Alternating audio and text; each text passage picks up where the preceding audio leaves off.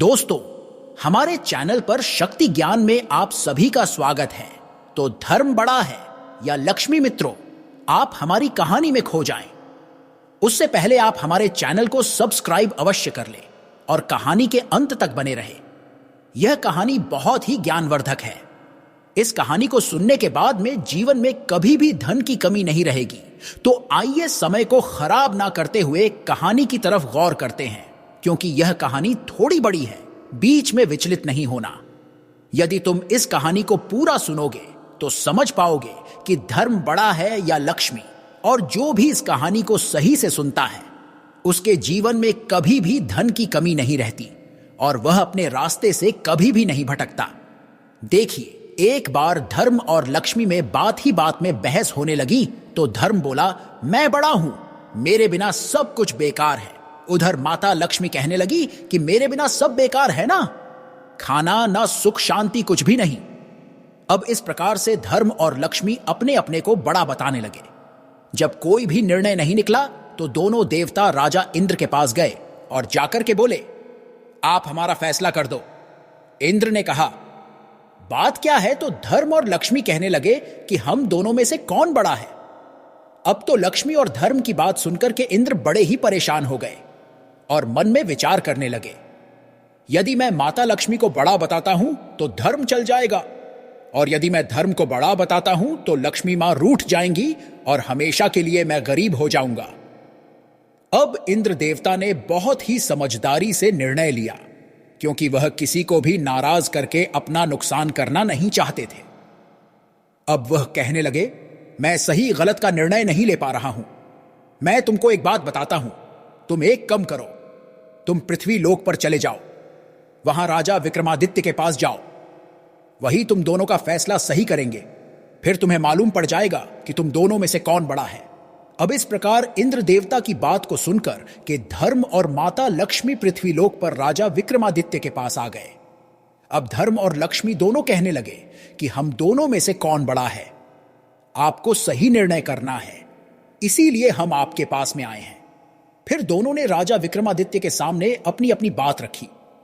लक्ष्मी माता बोली, मुझसे सब कुछ है, धन वैभव सुख समृद्धि। तो धर्म कहने लगा, मैं ही सबसे बड़ा हूं, क्योंकि मुझे ही सब कुछ होता है। अब लक्ष्मी और धर्म की बात को सुनकर कि राजा विक्रमादित्य ने सोचा, फैसला कठिन है।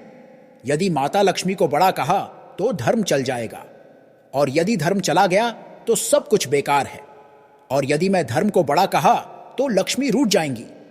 अब तो बहुत ही सोच समझ करके राजा विक्रमादित्य ने फैसला किया और कहा, देखो, धर्म बड़ा है। अब जैसे ही राजा विक्रमादित्य ने धर्म को बड़ा बताया, बस उसी समय से लक्ष्मी जी चली गई।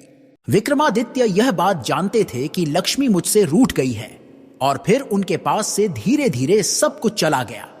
अब उनके पास में उनका घोड़ा बच्चा, और फिर वह उस गरीबों की हालत में अपनी बहन के घर को चल दिए। जब भी थोड़ा घर के नजदीक पहुंचे तो बहन को उनके सैनिकों ने सूचना दी कि आपका भाई आ रहे हैं। अब बहन ने सैनिकों से पूछा कि कैसे आ रहे हैं, तो सैनिकों ने बताया कि उनका हाल बहुत बेकार है, वह फटे हाल में आ रहे हैं। अब राजा विक्रमादित्य की बहन ने सैनिकों से कहा, उनको महलों में नहीं, उनको अस्तबल में ठहराया जाए, जहां पर जानवरों का बसेरा होता है। और इस प्रकार से सैनिकों ने राजा विक्रमादित्य की बहन की बात को मन करके राजा विक्रमादित्य को अस्तबल में ठहरा दिया। और फिर जब शाम का समय हुआ तो उनके खाने के लिए उनकी बहन ने छोकर की रोटी भिजवाई। और जब विक्रमादित्य ने उन रोटियों की हालत देखी तो रोटी को प्रणाम करके उन रोटियों को वहीं पर गाड़ दिया और कहा, मैं वापस में आकर ले लूंगा। और फिर इस प्रकार वहां से चल दिए। अब कुछ दिनों के बाद में विक्रमादित्य अपने मित्र के घर पहुंचे। वहां मित्र ने उनका बहुत ही स्वागत सत्कार किया। जिस स्थान पर उनको खाना खिलाया गया उस जगह पर मित्र की पत्नी का 9 लखा हार खूंटी पर टंगा था। देखते ही देखते खूंटी जो थी उस हर को मिलने लगी। जब खूंटी उसे 9 लखा हार को खा जाती है। अब जब मित्र की पत्नी ने अपने 9 लखा हार को खूंटी पर नहीं देखा तो वह अपने पति से कहने लगी कि मेरा हर इसी खूंटी पर टंगा हुआ था, आपके मित्र ने ही चुराया है। उन्होंने अपनी पत्नी को बहुत समझाया कि यह हार मेरे मित्र ने नहीं चुराया है। लेकिन फिर भी उनकी पत्नी नहीं मानी। अब इतना सब सुनने के बाद भी विक्रमादित्य ने कोई सफाई नहीं दी और उसे समय वो वहां से चल दिए, क्योंकि वह जानते थे लक्ष्मी जी मुझे पूरी तरह से रुष्ट हैं, क्योंकि मैंने धर्म को बड़ा बताया है। इस समय पर मेरी पेश नहीं जाएगी। यदि मैं सफाई भी दूंगा कि मैंने चोरी नहीं की है, तो भी मेरी एक भी बात नहीं चलेगी। अब इस प्रकार से विक्रमादित्य वहां से चलते चलते दूसरे शहर में पहुंचे। इतना ज्यादा थक चुके थे कि एक पेड़ के नीचे विश्राम करने लगे। उधर कुछ चोर दूसरे शहर के राजा के खजाने से चोरी करके भाग रहे थे और उनका पीछा राजा के सिपाही कर रहे थे। अब सिपाहियों के डर से चोरों ने चोरी का सामान जो था उसी पेड़ के नीचे रख दिया जहां पर विक्रमादित्य सो रहे थे, और चोर वहां से भाग गए। अब सैनिकों ने चोरी का सामान इस पेड़ के पास में रखा। देखा तो चोर समझ गए कि इसी व्यक्ति ने यह चोरी की है, और फिर राजा के सैनिकों ने विक्रमादित्य को पकड़ करके सामान सहित राजा के सामने पेश किया। राजा ने कहा कि इसके हाथ पैर दोनों बांध करके बीच चौराहे पर डाल दो, और जो भी वहां से गुजरेगा वह इसमें 5-5 जूते मारे। अब इस प्रकार से सैनिकों ने राजा की आज्ञा का पालन करते हुए विक्रमादित्य के हाथ पैरों को बांध करके चौराहे पर डलवा दिया, और फिर जो भी वहां से गुजरता था वही विक्रमादित्य को जूते मारता था। अब समय धीरे धीरे गुजरता गया, और एक दिन उसी रास्ते से होकर के एक तेली निकलता है, तो विक्रमादित्य उस तेली से कहते हैं कि मुझे थोड़ा सा तेल दे दो, मुझे मक्खी काट रही है, मैं बहुत परेशान हूं, थोड़ा सा मेरे घाव पर तेल लगा दो। तो विक्रमादित्य की बात को सुनकर के तेली कहने लगा कि मैं तुम्हें जूते नहीं मारे, यह क्या कम बात है, मैं तुम्हें तेल क्यों दे दूं, क्या तुम्हें तेल देने से मेरा तेल बढ़ जाएगा। फिर कुछ सोच समझ कर के उसे तेली ने विक्रमादित्य के घाव पर तेल लगा दिया, और फिर वह अपना तेल बेचने के लिए चला गया। अब उस दिन उस तेली के तेल की बिक्री खूब हुई, और तेल भी ज्यों का त्यों बना रहा। तेल भी सारा बिक गया, और तेल भी कम नहीं हुआ। अब तो तेली यह सब नजारा देख करके बहुत ही खुश हुआ, और घर आकर के अपनी पत्नी से बोला, आज तो बहुत ज्यादा मैं खुश हूं, क्योंकि मैं जितना तेल लेकर के गया था वह सारा तेल मैंने बेच दिया, फिर भी मेरे पास में उतने का उतना ही तेल अभी बाकी है। अब जब तेली ने सारी बात अपनी पत्नी को बताई, तो तेली की बात सुनकर के उसकी पत्नी बहुत ही खुश हुई। फिर तेली कहने लगा कि देखो, हमारे पास में कोई बच्चा नहीं है, हमारे यहां संतान नहीं है, हम उस व्यक्ति को अपने घर लेकर आएंगे और उसकी खूब सेवा करेंगे। जब एक बार उसके घाव पर तेल लगाने से हमारी इतनी बढ़ोतरी हुई है, तो जब हम उसकी सेवा करेंगे तो हमारे यहां पर सुख समृद्धि की कोई कमी नहीं रहेगी। और ऐसा सोच करके वह तेली राजा के पास जाता है और राजा से जाकर कहता है, महाराज, हमारे कोई संतान नहीं है, हम यह चाहते हैं कि आपने जिस व्यक्ति के हाथ पैर बंधवा करके चौराहे पर डलवा दिया है, उसे व्यक्ति को हम घर ले जाएं। अब तेली की बात को सुनकर के राजा ने कहा, ठीक है, तुम उसे ले जाओ, उसकी किसी को कोई जरूरत नहीं। अब इस प्रकार राजा की आज्ञा पाकर के वह तेली जो था, राजा विक्रमादित्य को अपने घर ले आया। जब तेली विक्रमादित्य की रोज सेवा करने लगा, तो तेली के दिन अच्छे से गुजरने लगे। अब उसी राज्य में राजा की एक बेटी थी जो बहुत ही बुद्धिमता थी। वह रात में सबके सो जाने के बाद में दीपक राग गाती थी और दीप प्रज्वलित करती थी, फिर उनको बुझा देती थी। लेकिन क्या देखती थी कि थोड़ी देर में वह दीपक अपने आप जल जाते थे। फिर वह राजा की बेटी अपने मन में सोचती है कि मैं जब सोती हूं तो यह दीपक बुझा देती हूं, लेकिन फिर यह दीपक अपने आप कैसे जल जाते हैं। अब वह इस प्रकार से अपने मन में विचार करने लगी कि यह करिश्मा केवल विक्रमादित्य ही कर सकते हैं, क्योंकि उनके सिवा दीपक राग कोई भी नहीं जानता। मुझे लगता है कि विक्रमादित्य ही आसपास कहीं है। अब दूसरे दिन राजकुमारी ने राजा से कहा, पिताजी, मुझे 100 घड़े तेल चाहिए। तो राजा ने तेली के घर सूचना भेजी कि हमारी बेटी के लिए 100 घड़े तेल की व्यवस्था कीजिए। अब तेली मन में सोचने लगा कि एक दिन में 100 घड़े तेल की व्यवस्था कैसे होगी। लगता है यह तो नामुमकिन है, क्योंकि विक्रमादित्य तेली के घर पर थे। तो विक्रमादित्य तेली की बात को समझ करके कहने लगे, चिंता मत करो, सब हो जाएगा।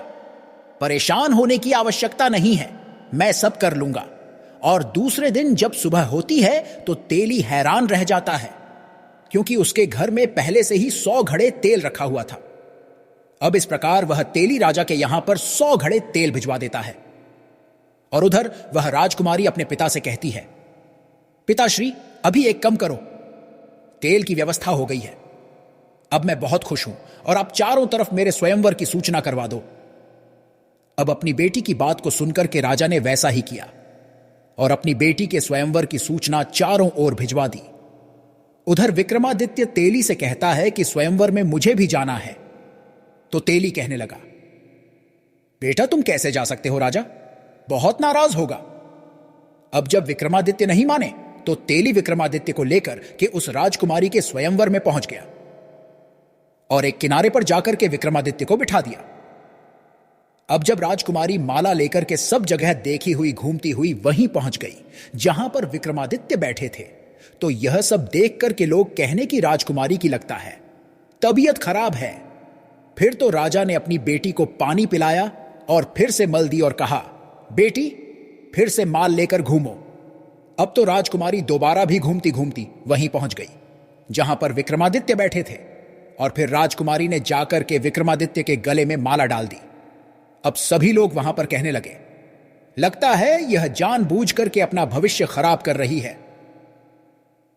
अब स्वयंवर में खड़े राजकुमारी के भैया भाभी और राजा कहने लगे, ठीक है, यदि राजकुमारी ने अपनी इच्छा से इस व्यक्ति के गले में माला डाली है तो खुशी खुशी इसी के साथ भेज दो। अब जब राजा अपनी बेटी की विदा उसे व्यक्ति के साथ कर देता है तो उधर तेली मन में सोचता है कि यह तो मेरा बेटा है, इसकी शादी एक राजकुमारी से हुई है, लेकिन यह राजकुमारी मेरे घर में कैसे रह पाएगी, क्योंकि इसकी परवरिश तो एक महलों में हुई है। लेकिन वह राजकुमारी विक्रमादित्य के साथ में तेली के घर पर आराम से रहने लगी। अब एक दिन विक्रमादित्य ने राजकुमारी से कहा कि तुम अपने घर पर जाओ और अपने पिता और भैया से कहना कि मुझे हिरण का मांस खाना है। अब तो राजकुमारी विक्रमादित्य की बात को नहीं टाल सकी, उनकी बात को इनकार नहीं कर सकी और अपने मायके गई और अपने भैया भाभी से जाकर बोली कि मुझे हिरण की मांस खाने की इच्छा है। तो भाभी कहने लगी, किसी अच्छी आदमी के साथ शादी की होती तो यहां पर शायद नहीं आना पड़ता। अब इस प्रकार से बगैर कुछ कहे हुए वह राजकुमारी वापस तेली के घर पर आ गई तो विक्रमादित्य ने राजकुमारी से कहा, तुम फिर अपने मायके जाओ और अब की बार में मेरा घोड़ा और तलवार लेकर के आओ और साथ में मेरा रुमाल ले जाओ। यदि घोड़ा और तलवार तुम्हें परेशान करें तो उनको यह रुमाल दिखा देना और वह फिर तुम्हारे साथ आ जाएंगे। अब इस प्रकार से राजकुमारी फिर अपने मायके चली गई तो भैया भाभी कहने लगे, आज तुम फिर आ गई। तो राजकुमारी कहने लगी, मैं आज हिरण का मांस लेने नहीं आई, मैं उनका घोड़ा तलवार लेने आई हूं। अब राजकुमारी जब अपने घर पहुंच गई तो उनकी भाभियों कहने लगी, ले जाओ तलवार और घोड़ा, क्योंकि भाभियों ने सोचा इतना खराब घोड़ा है, हम इसका क्या करेंगे।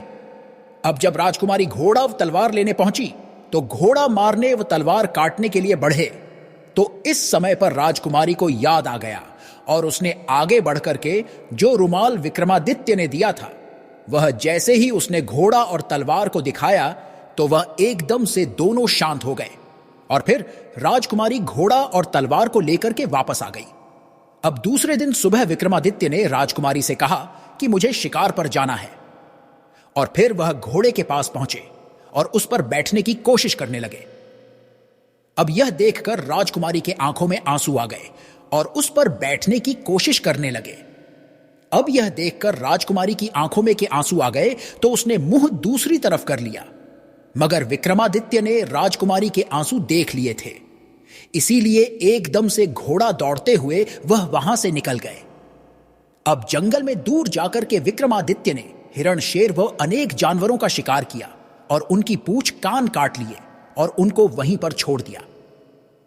अब थोड़ी देर के बाद में राजकुमार अपने सैनिकों सहित वहां पर आए और वहां पर शेर, हिरण, अन्य जानवरों की शिकार की सबको देखकर के बहुत ही खुश हुए और उस शिकारी को धन्यवाद दिया जिन्होंने उनका शिकार किया था। इधर उस राजकुमार को बहुत प्यास लगी थी। मित्रों, यह राजकुमार वही था जो उस राजकुमारी का भाई था। अब तो पानी पीने के लिए राजकुमार जैसे ही अपने सैनिकों के साथ में तालाब की ओर गए तो तालाब के पास में उन्होंने एक योगी को देखा। अब उस योगी ने पानी पीने के लिए एक शर्त रखी। उधर उन लोगों को प्यार से बहुत ही तेजी से लगी थी, तो राजकुमार और उनके सैनिकों ने शर्त पूछी। तो योगी ने कहा, तुम इस तालाब से पानी तभी पी पाओगे जब अपने कूले को चिमटे से दगवा लोगे, क्योंकि राजकुमार और उसके सैनिक प्यास से बहुत ही ज्यादा व्याकुल थी। इसीलिए उन्होंने इस योगी की शर्त को मान लिया और वह अपने खुले को दगवाने के लिए तैयार हो गए। और उसके बाद में उन्होंने तालाब से पानी पिया और फिर पानी पीने के बाद में राजकुमार ने अपने सैनिकों के साथ में अपने घर को प्रस्थान किया और इधर विक्रमादित्य भी तेली के घर वापस आ गए और फिर राजकुमारी को सारी घटना बताई। और घटना बताने के बाद में जो जानवरों का शिकार किया था उनकी नाक और पूंछ जो थी उन राजकुमारी को दे दी और कहा, अब तुम फिर से अपने घर पर जाओ। अब राजकुमारी फिर अपने घर गई और उधर भाभियों ने एकदम से राजकुमारी को देख करके ताना मारा कि आज हिरण के मांस की चाहत तुमको यहां पर खींच लाई है, क्योंकि मुझे मालूम है आज राजकुमार यहां पर हिरण का शिकार करके लाए हैं। यह बात तुम्हें मालूम पड़ गई, इसीलिए उसे मांस की खुशबू तुम्हें यहां पर खींच के लाई है। अब राजकुमारी कहने लगी, क्या भाइयों ने ही हिरण शिकार किया है? तो राजकुमारी की भाभियों कहने लगी, हां, हमारे पति ने ही शिकार किया है। तो राजकुमारी बोली, ठीक है, क्या वह शिकार तुम मुझे दिखा सकती हो? तो वह भाभियों एकदम से उसे शिकार को लेकर के आ गई और उन्होंने दिखाया, देखो, यह सारे शिकार तुम्हारे भैया करके लाए हैं। तो राजकुमारी बोली, यदि भाइयों ने यह शिकार किया है तो उनके कान और पूंछ कहां हैं? अब तो राजकुमारी की बात को सुनकर के सभी लोग गौर से देखने लगे कि वास्तव में जानवरों के पूंछ और कान गायब थे। तो राजकुमारी कहने लगी, यह शिकार राजकुमार ने नहीं किया है, और उसने एकदम से वह थैला वहां पर पलट दिया जिसके अंदर उन जानवरों के पूंछ व कान थे, क्योंकि वास्तव में उन जानवरों का शिकार विक्रमादित्य ने किया था। अब राजकुमारी की बात को सुनकर के वह भाभियों कहने लगी, मैं कैसे मानूं कि यह शिकार तुम्हारे भाई ने नहीं किया है और यह पूंछ और कान इन्हीं जानवरों के हैं। अब राजकुमारी कहने लगी, ठीक है, यदि तुम्हें मेरी बात पर विश्वास नहीं है तो तुम राजकुमार और उनके साथ में जो भी सैनिक शिकार पर गए थे उनको बुलाओ और उनके कपड़े उतरवा करके देखो कि चिमटा से उनके कूल्हे दगे हुए हैं। यदि उनके कूल्हे दगे हुए हैं तो समझ लो यह बात सच है और उनके कूल्हे किसी और ने नहीं दागे। इनके कूल्हे तालाब पर पानी पीने से पहले एक योगी ने दागे थे, और वह योगी कोई और नहीं, मेरे पति विक्रमादित्य हैं। अब तो राजकुमारी की बात को सुनकर के उसके मायके वालों को बहुत ही गिलानी हुई, और फिर वह सभी लोग राजकुमारी के साथ में तेली के घर पर गए और उनसे माफी मांगने लगे और कहने लगे, हमें माफ कर दो। लेकिन विक्रमादित्य ने कहा कि आप लोग शर्मिंदा न हो, आप लोगों का इसमें कोई कसूर नहीं है। अब तेली को जब मालूम पड़ा यह कोई साधारण व्यक्ति नहीं, यह तो राजा विक्रम देते हैं, तो तेली हाथ जोड़कर कहने लगा, आप मुझे क्षमा कर दें। तो विक्रमादित्य कहने लगे, आप तो मेरे धर्म के पिता और आपकी पत्नी मेरी धर्म की माता है। आप लोगों को परेशान होने की कोई जरूरत नहीं, आप मेरे धर्म के माता पिता हैं। और फिर ऐसा का करके विक्रमादित्य विदा ली और वहां से चल दिए। अब वहां से चलने के बाद में वह अपने इस मित्र के पास पहुंचे, जिस मित्र के यहां पर 9 लखा हार के चोरी का इल्जाम लगा था। तो मित्र ने विक्रमादित्य को देखकर कि उनका बहुत स्वागत किया। अब जब उनको खाना खिलाने के लिए इस कमरे में बिठाया गया जहां पर खूंटी हार निगल गई थी, अब जैसे ही विक्रमादित्य ने भोजन को खाना शुरू किया, वैसे ही वह खूंटी जो थी उसी हार को बाहर निकालती गई। अब खाना खत्म होते होते खूंटी से हार बाहर निकल गया, तो रानी उसे 9 लखा हार को देखकर कि बड़ी शर्मिंदा हुई और बार बार विक्रमादित्य से माफी मांगने लगी कि मुझे क्षमा कर दो, मैं आप पर झूठा इल्जाम लगाया था। अब इस प्रकार विक्रमादित्य अपने मित्र से विदा लेकर के अपनी बहन के घर की तरफ निकले, तो सैनिकों ने देखकर बताया कि आपका भाई आ रहे हैं। तो बहन ने कहा कि कैसे आ रहे हैं? तो सैनिक कहने लगे कि सैनिकों सहिन आ रहे हैं, अच्छे से आ रहे हैं। तो बहन ने कहा आज उनको अस्तबल में नहीं, उनको महल में ठहराया जाए। अब जो विक्रमादित्य को सैनिक महलों में ले जाने लगे तो विक्रमादित्य बोले, बहन मैं वही रुकूं जहां पर मैं पहले रुका था, यानी उसी जानवरों के बसेरे में। अब बहन कहने लगी, भाई मुझे माफ कर दो, जो मैंने आपके फटे हाल में आपका अपमान किया। तो विक्रमादित्य बोले, बहन तुम्हारी कोई गलती नहीं। अब विक्रमादित्य जैसे ही उसे अस्तबल में पहुंचे जहां पर जानवरों का बसेरा था, और उसी अस्तबल में विक्रमादित्य ने पहले जो छोकर की रोटियां गाड़ी थी उन रोते को धरती से निकलने लगे। तो विक्रमादित्य ने जैसे ही वह रोटियां धरती से निकली तो लक्ष्मी मां प्रकट हो गई, और फिर लक्ष्मी मैया ने राजा विक्रमादित्य को आशीर्वाद दिया और कहा, सदैव खुश रहो, तुम्हारी जीत हुई, धर्म की जय हो। तो मित्रों ध्यान रखना, कहानी सुनाने के बाद में गौतम बुद्ध अपने शिष्यों से कहते हैं कि जो व्यक्ति धर्म का रास्ता अख्तियार करता है, लक्ष्मी जी की कृपा उसे पर हमेशा रहती है और वह अपने हर लक्ष्य की प्राप्ति कर लेता है। जीवन में उसे कभी भी किसी भी प्रकार का कोई कष्ट नहीं होता। अब गौतम बुद्ध के द्वारा इस कहानी को सुनने के बाद में गौतम बुद्ध के शिष्य कहने लगे, गुरुजी आज के बाद में हम जीवन पर्यंत धर्म का रास्ता अख्तियार करेंगे। तो मित्रों इस कहानी से यह सीख मिलती है कि हमेशा व्यक्ति को धर्म का रास्ता अख्तियार करना चाहिए जो धर्म के रास्ते पर चलते हैं। लक्ष्मी मैया की कृपा हमेशा उन सभी के ऊपर बनी रहती है और उनके जीवन में कभी कोई कष्ट नहीं आता। बड़े से बड़े लक्ष्य को भी वह प्राप्त कर लेते हैं और हमेशा अपने जीवन को सुख में बिताते हैं। तो यदि आपको यह कहानी पसंद आई हो तो आप कमेंट बॉक्स में लिख करके अवश्य बताएं और हमारे चैनल को सब्सक्राइब अवश्य कर लें और साथ ही में बेल आइकन को जरूर प्रेस करें, क्योंकि आप अगर हमारे चैनल को सब्सक्राइब कर लेंगे तो हम जो भी कहानी बताएंगे तो आप तक जल्द ही पहुंचेगी। धन्यवाद।